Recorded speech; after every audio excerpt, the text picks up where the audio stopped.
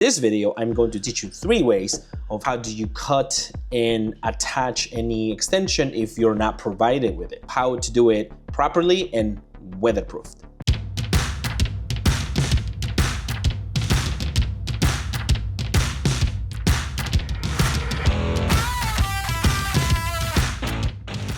Welcome back to another video. Now that we've seen a project to hang some lights on the garage, to hang some lights in the porch, to hang some lights in the house, and ultimately you saw my episode about hanging some lights in my basement. I just wanted to address something that may not be broad knowledge, but so I have here some Govee. Actually, no, this is not Govee. This is Smaitytan outdoor pod lighting that it goes on outside. And so probably you were wondering, well, how do you splice or how do you cut and attach any extension if you're not provided with it? It is very important that you understand how it all works. All right, so we're gonna start with the same cable that I showed you, and we're gonna do 3 different divisions, 1 pod each one, and we're gonna show you 3 different ways. So the 3 ways that we're going to be doing it, for each way I'm gonna list what we're gonna need. So one way, we're just gonna need some Wago connectors. That's all we need.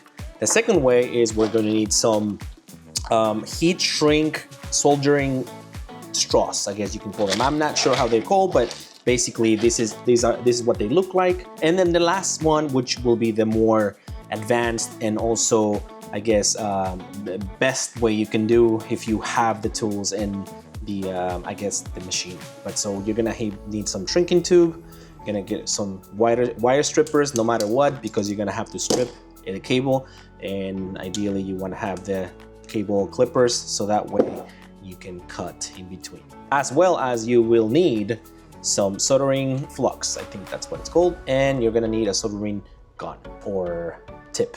What we're gonna do is we're going to start by cutting the 3 pieces. So let's go. All right, so we're going to start with the easiest way, which is going to be the Wago connectors. First, we're going to be stripping. Actually, before we start, let me connect this to the outlet so you guys can see that everything's still working, so we don't have any confusion. So as you can see here, we have our pods that are lighting up. So I'm gonna go ahead and disconnect them now. We're back here, and we're going to be clipping right in the middle so we have enough room. And we're gonna do 3 different cuts because we're gonna do 1. And we're gonna start with the easiest one. So keep in mind that when you're doing this type of work, you always keep the reference of cables the same way that you did cut them, so you do not mess them up. Now, these Wago connectors are sold in Amazon, and I think also Home Depot has them. So this is, I got the assortment one. Okay, so the first thing we're gonna do is we're gonna strip the cable. There we go, we're gonna strip the other one. And make sure you line them up the same way when you're splicing, right? So let's just pretend that you have an extension in between, and now you're gonna put the extension in between. And what you're gonna do is you're gonna insert them on the side. So I realized that my Wagos are not the 5-to-5, they're 5-to-1. So what I'm gonna be using is going to be the 1-to-1 in this purpose. So we're gonna be using 4 of these, 1 each cable. So we're going to be pulling them back so we can have some room on both sides.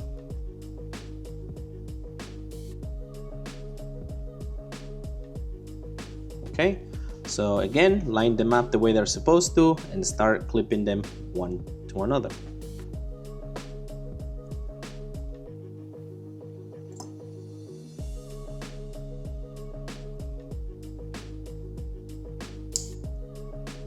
Make sure you make tension so that way it stays where it's supposed to, and continue to the other side. There's the tension, everything's fine.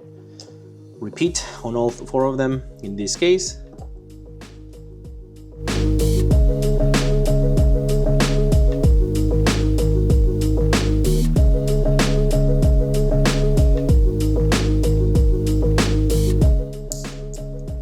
have it. That is your 4-way connector through Wago connectors. Now let's give it a try, turn it on, and make sure it works. As you can see now, our connectors are working as intended. Okay, that's way number 1. Let's go on to way number 2. We're gonna cut the second side now in the middle, the same way we did before. Again, keep the format the same way. As you can see, we're gonna strip them again.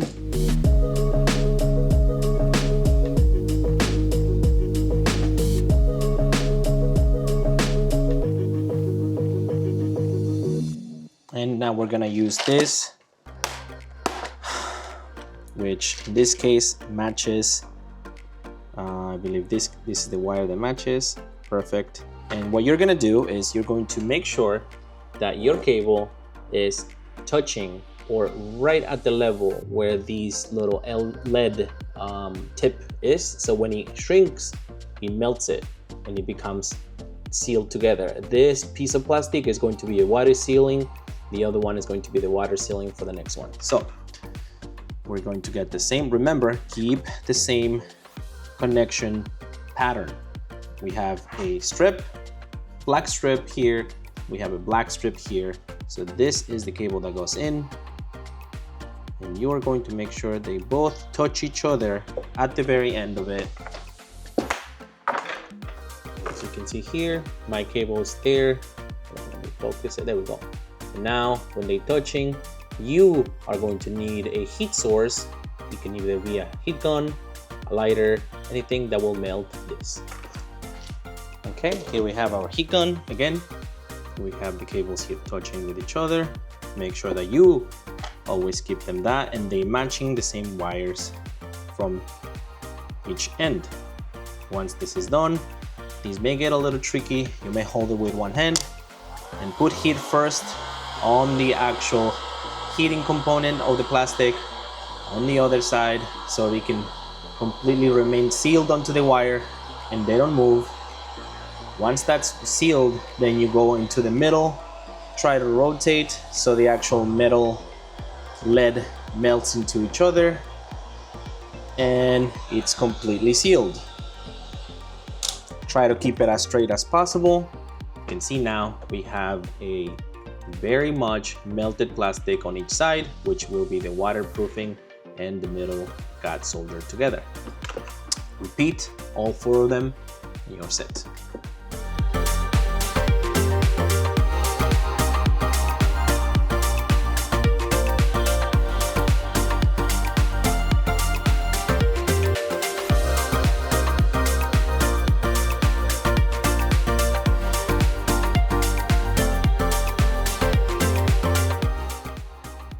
Okay, so now verifying that all of them match the order that you got them from, you are able to verify it and make sure that you do a little slight pull and they're supposed to remain exactly how they were. Now let's give it a try and see if the pods will remain working as they're intended.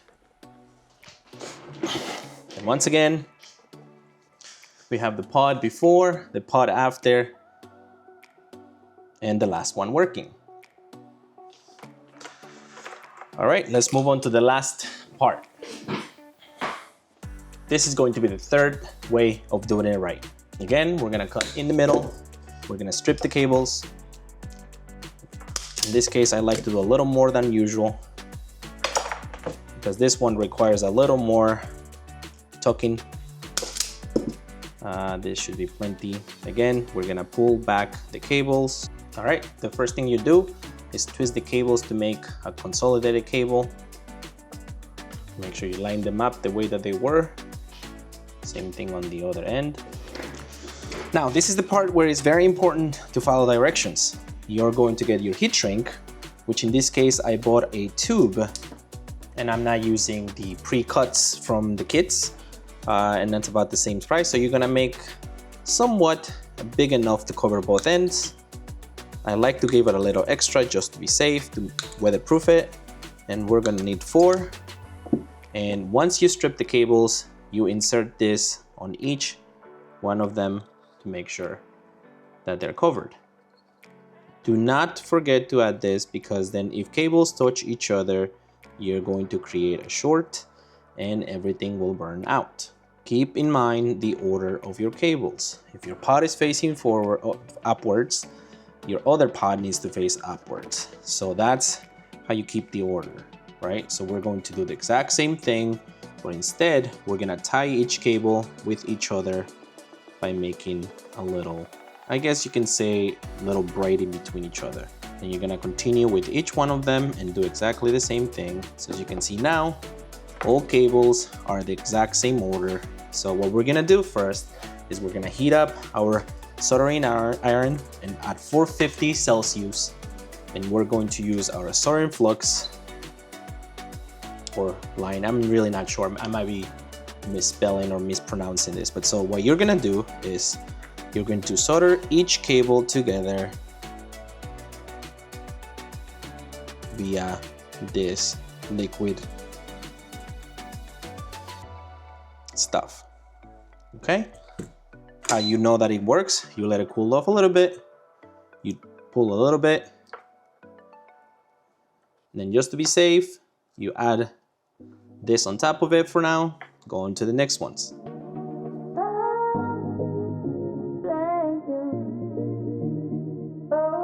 All right, this seems to be drying. So again, do a pull, make sure nothing comes off. Pull the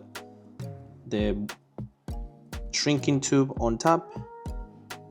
Make sure you cover all the cable. All right, you're gonna shrink the tubing, make sure that it covers all the wire. Turn on back the lights and see how they work. So we're now having 1, 2, 3, and 4 pods. These all of these need to light up.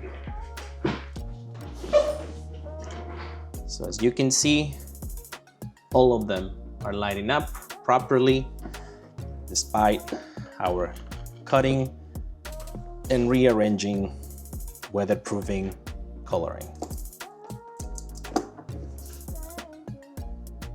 And so there you have it. These are the 4 ways of cutting and weatherproofing your outdoor lighting or any specific LED lights that you're trying to install in your home. So if you like this content, don't forget to like, subscribe, and comment. I'll catch you guys in the next one. Peace out.